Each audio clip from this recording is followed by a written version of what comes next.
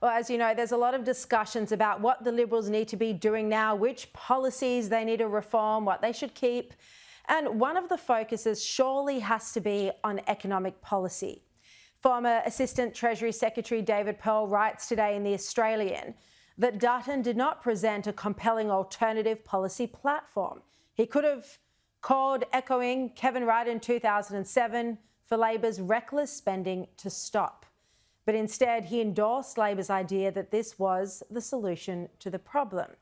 And David Pearl joins me now. David, thanks for your time again.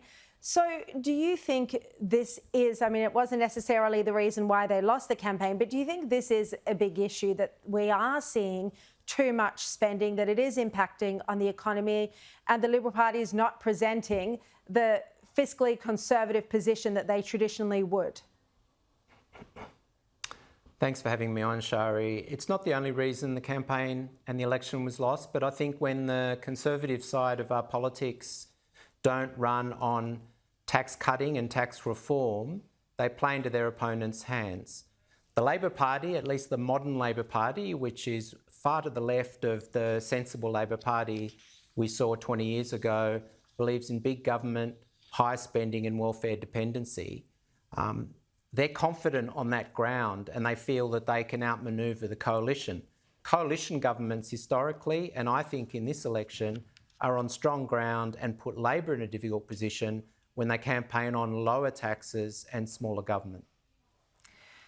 Now, what we're seeing so far has been a lot of election spending from Labor. One of the big policies that I think really secured the youth vote for Labor was their pledge to pay 20% off everyone's HECS debt. That's an extraordinary $16 billion.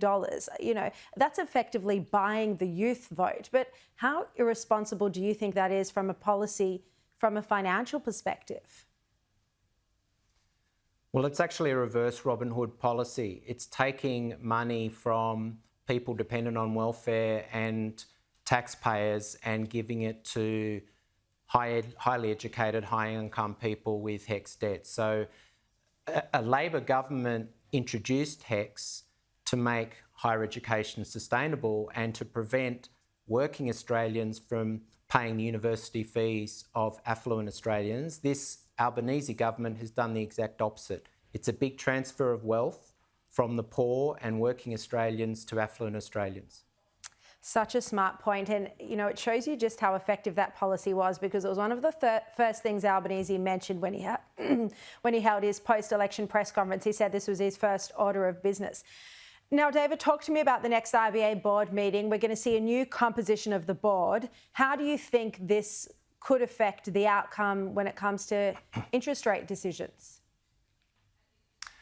To be honest, Sharri, I don't think the new composition of the board will make any difference. Monetary policy decisions in Australia are made by two people, and in my view, two people only. Michelle Bullock, with advice from her economic department on the one hand, and Stephen Kennedy, the Treasury Secretary, on the other hand. That's why we had the cameras in the room for the February board meeting, which I might add, cut interest rates before the case was made, as you know, Sharri, and I think this was critical to the election result. Every single time Jim Chalmers opened his mouth during the election campaign, he could say at the end of a sentence about his economic management, and interest rates are starting to fall. So I wouldn't underestimate that. The new board is just window dressing. We don't have an independent central bank making monetary policy decisions. We've got a captive central bank. To give you an example, the fiscal irresponsibility of the Albanese government is putting Australia's public finances at risk. This idea that we have a AAA credit rating is farcical. Well, that's going to be a big story if that comes off. Yeah. I don't think we have a AAA credit rating because that AAA rating, Sharri, is based on the official budget forecasts, which are pure fiction. An independent central bank governor...